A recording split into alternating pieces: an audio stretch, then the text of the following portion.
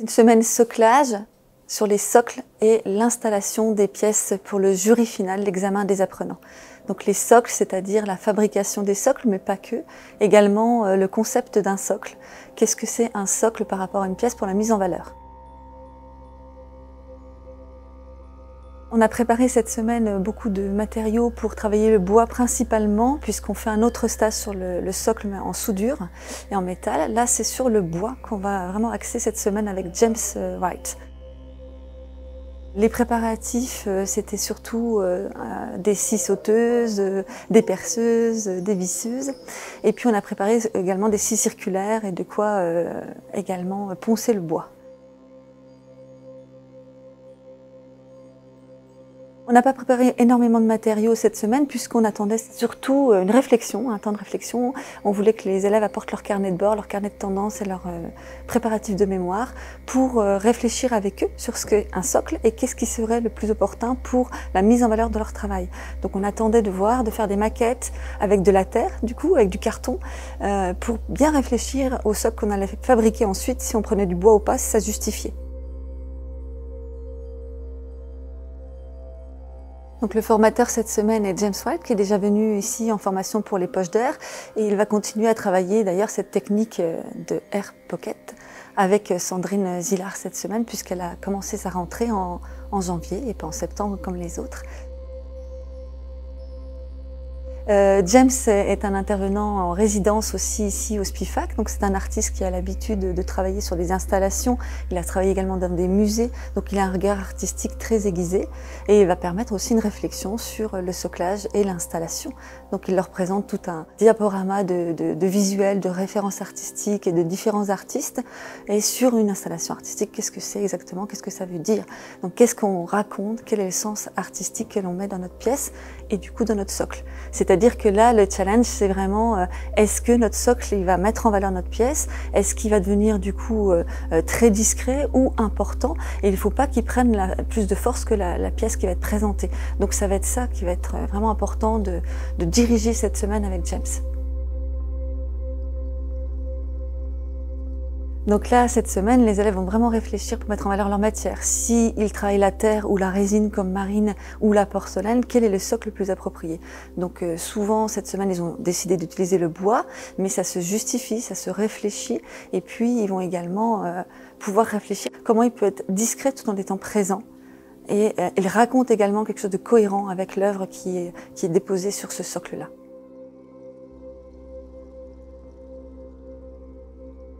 Had to focus on individual students and their needs, which is a bit of a challenge always.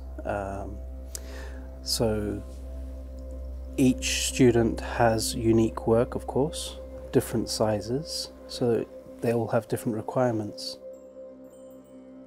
There's also the problem or potential problem where projects change, things don't go well in the kiln, so I have to allow for that as well. So I'm always talking to them about plan B, plan B. I teach a class about ceramics, but this class I'm focusing on presentation, and my background in presentation is that I work in art museums and art galleries, and I do presentation of big sculptures, small sculptures, 2D, 3D, film, everything.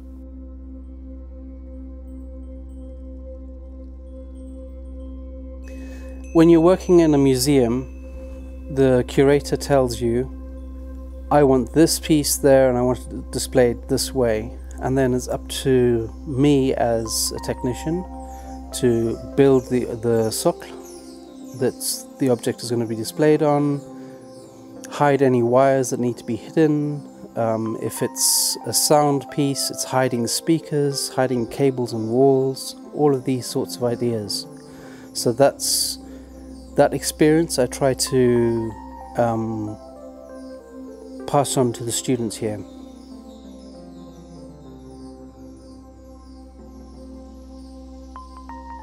So when I start the course, the students show me artists' socles that they like, or the presentation that they like, and I question them on their idea of what a socle should be, or at least how to exhibit their work. So there are different ways to do it. The first is the minimalist object that disappears, which sounds easy, of course, but for that technique you have to have absolute perfection, which is difficult for students to understand. The other one is more of the integrated display. So like this display here, it's more that you're creating a cohesive environment in which the two objects coexist. So those are the two types, and then you have, of course, a gradation between the two. So, of course, the thing about the students at SPIFAC is they all have very varied backgrounds. So some are used to working with wood, some have never touched it. I think some really enjoy it because they're used to it, and others enjoy the process of learning something new, something that they can take away and apply to their practice after SPIFAC. The other thing is that I think that they enjoy, I say forced, but being presented with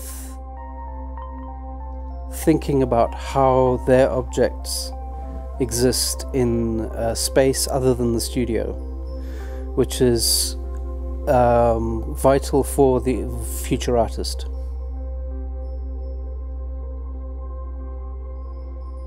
Avec James, on a envisagé la scénographie de l'espace d'exposition, comment on allait placer les pièces, si on allait les mettre en évidence. Voilà, on a abordé des points qu'on n'avait pas encore vus dans la formation.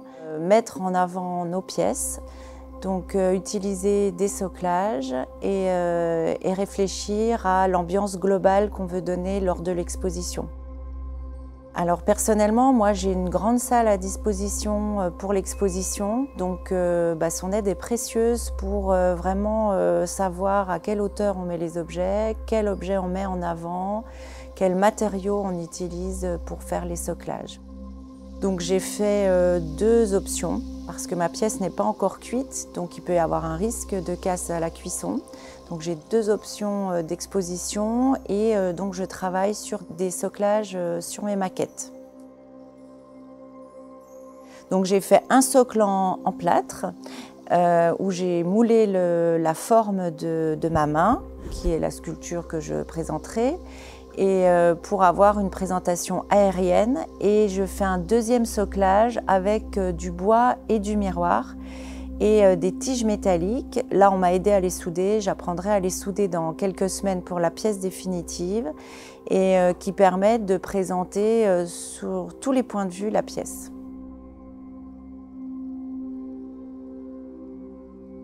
Alors la fin d'année approche à grands pas, donc on sent un petit peu de stress monter par rapport à l'installation finale. Donc James est d'une grande aide par rapport à son expérience tant dans les expositions que dans les musées pour vraiment nous aider à envisager le placement et surtout le choix aussi des pièces qu'on va présenter. Chaque pièce doit être mise en valeur par l'autre, le socle doit disparaître et c'est une aide précieuse. Alors encore plein de découvertes pour moi cette semaine. Je n'avais pas envisagé que le soclage était une partie aussi importante et penser l'installation, la hauteur, les mesures. On a beaucoup mesuré avec James et envisagé effectivement que le socle doit être absolument parfait pour ne pas attirer l'œil au détriment de la pièce. Et je n'envisageais pas que c'était aussi complexe. L'avantage aussi du soclage, c'est qu'on a fait appel à à des autres techniques. J'ai dû reprendre les techniques de moulage, toutes les techniques de coupe. Ça a fait des maniements d'outils variés, la scie sauteuse, la scie circulaire, la perceuse, perceuse à colonne. Donc encore plein de découvertes tant dans les techniques que dans la scénographie. Encore une semaine extrêmement enrichissante. Thank you, James.